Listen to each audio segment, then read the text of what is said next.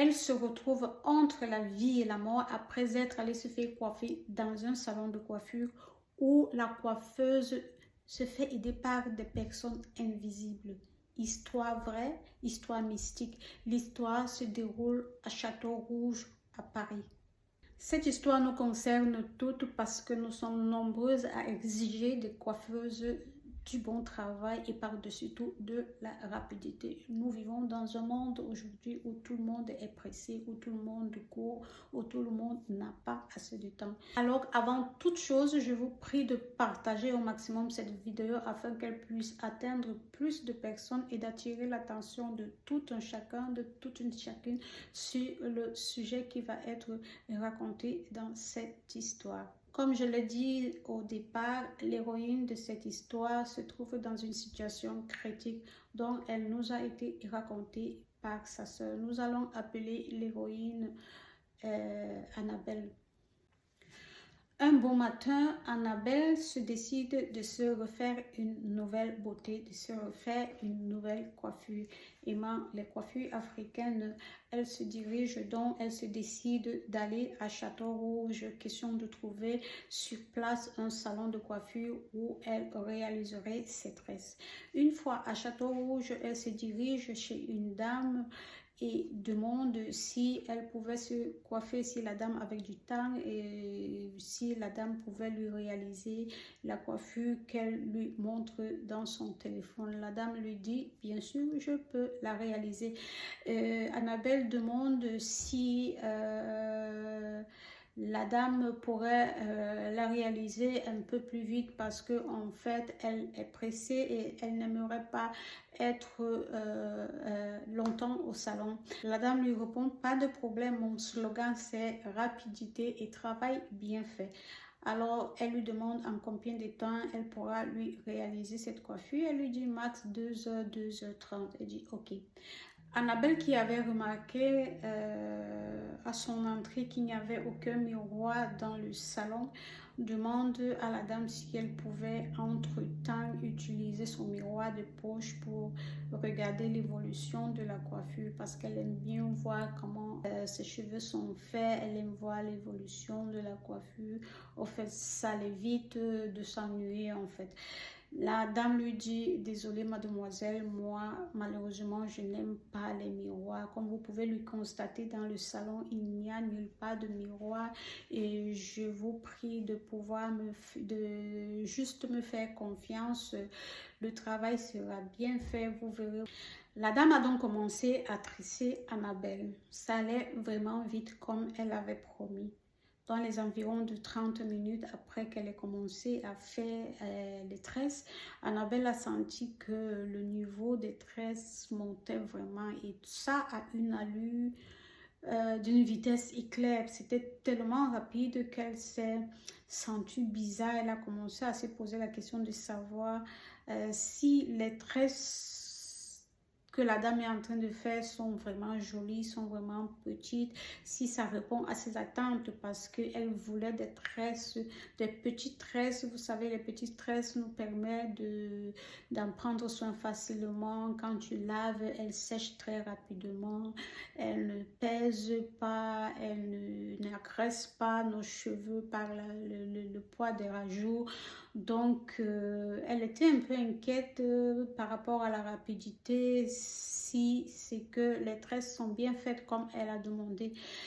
Malgré le fait qu'elle n'avait pas eu la permission d'utiliser son miroir, elle était tellement curieuse qu'elle a sorti ça doucement de son sac à main et elle a essayé de regarder quoi. Bizarrement, quand elle a regardé, elle s'est rendue compte que sur sa tête, il y avait plusieurs mains qui travaillaient. Vous voyez un peu, plusieurs mains. Elle est restée tranquille. Elle a dit, mais qu'est-ce qui se passe? Elle a fait un semblant de passer la main sur la tête pour voir comment ça se passe là-bas. Vous voyez, il y a toujours... On a toujours ce genre de cliente qui aime vérifier, elle doit toucher, elle doit regarder. Tout était bien, tout était ok. Il n'y avait que les deux mains de la coiffeuse. Elle s'est calmée. Elle a encore voulu vérifier. Elle a encore sorti le miroir et a regardé de l'autre côté. Et elle s'est rendue compte que dans le miroir, elle voit plusieurs mains. Elle dit, bon sang, mais qu'est-ce qui se passe? Je rêve ou c'est quoi? Elle fait encore un semblant de regarder la dame et de sourire, façon de lui dire merci ou bien qu'elle est satisfaite de l'évolution de tresse. Elle se rend compte que il n'y a que cette dame-là qui est debout sur sa tête en train de travailler. Elle reste tranquille et garde son sang-froid. Dans les environs d'une heure, la dame finit sa tête. Une tête qu'elle avait promis finir dans 2h, 2h30. Elle l'a fini presque dans les 1 heure de temps. Elle dit à Annabelle, voilà mademoiselle, votre coiffure est terminée. Annabelle touche sa tête, oh oui, vraiment c'est fini, waouh, super, je suis très contente, vous êtes hyper rapide, je suis très satisfaite, je suis très contente, merci pour le travail et surtout pour la rapidité. Annabelle paye et elle sort du salon. Une fois sortie du salon, elle appelle directement sa maman qui se trouve en Afrique. Elle appelle sa maman et explique toute la situation à sa maman et dit, maman, mais je viens de vivre une situation un peu pas normale. En fait, je suis allée dans un salon de coiffure, me faire coiffer et je voulais un travail vite fait. J'ai demandé à la dame de me réaliser des petits rastas. Elle a promis de me faire ça aussi rapidement possible. Mais ce qui est bizarre, c'est que les tresses évoluaient très vite. Ça m'a dérangée. Je dis, mais est-ce qu'elle me tresse même bien? J'ai pris mon miroir en cachette et j'ai regardé, mais ce que j'ai vu dans le miroir m'a laissé froide. Maman, j'ai vu plusieurs mains qui travaillaient sur ma tête. La mère dit, quoi, ma fille? L'histoire, si...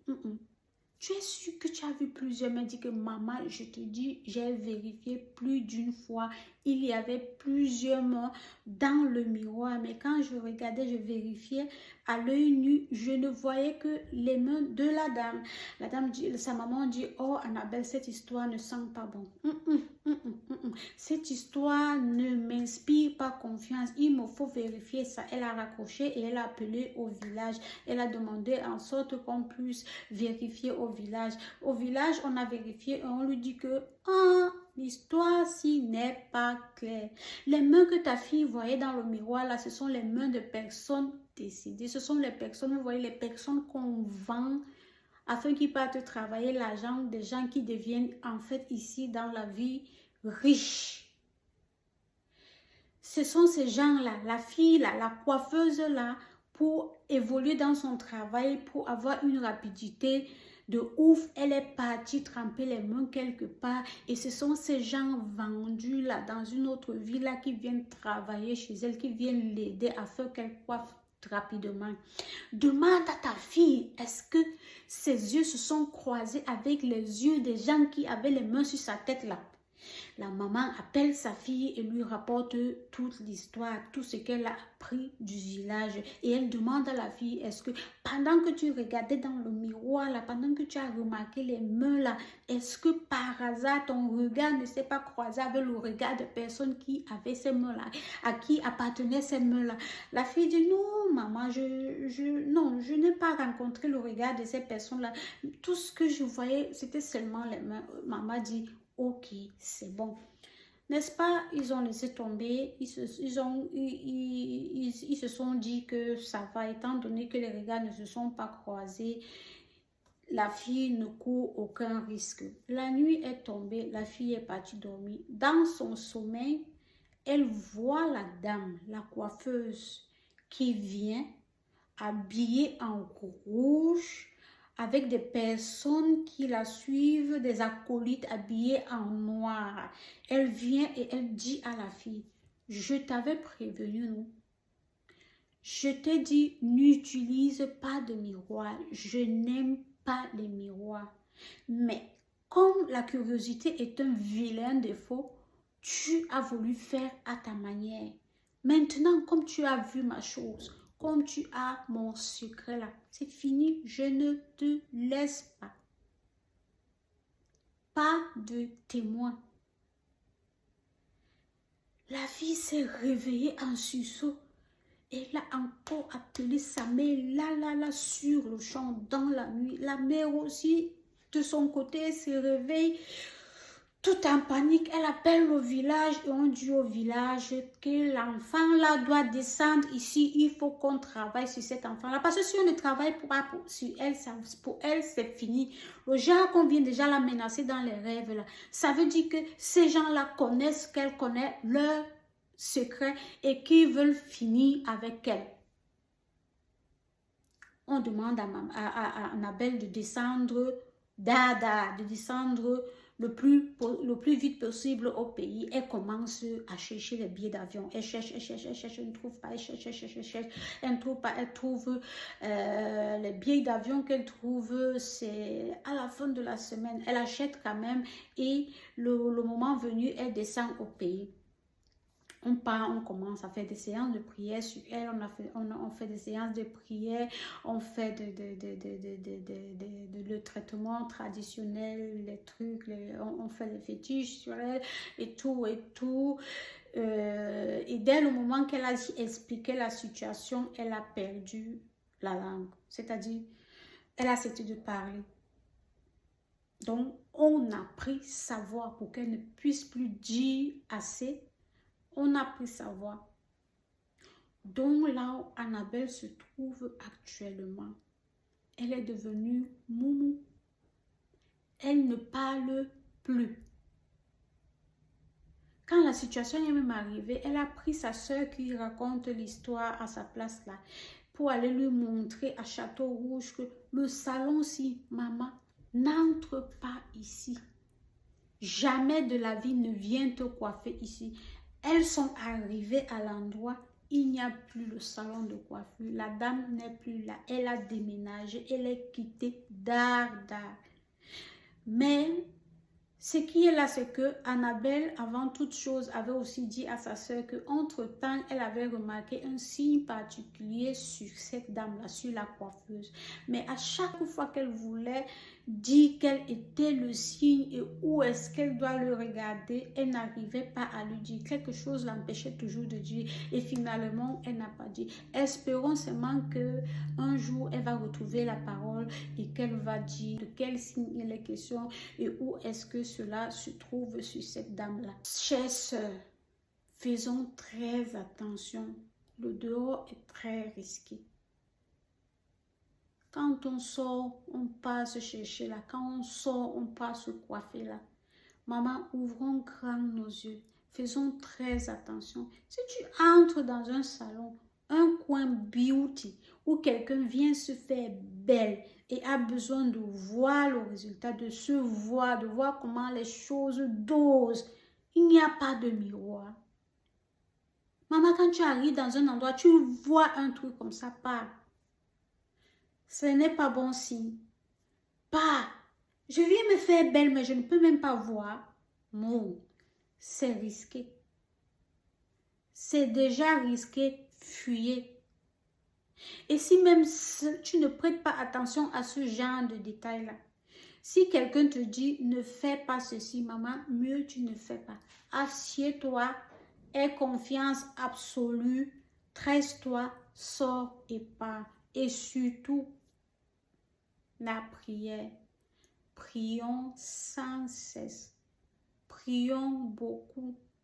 Parce que non seulement la prière là, nous protège contre certains maux, mais aussi nous inspire à ce que nous ayons un esprit de discernement, que nous sachions remarquer ce qui ne va pas.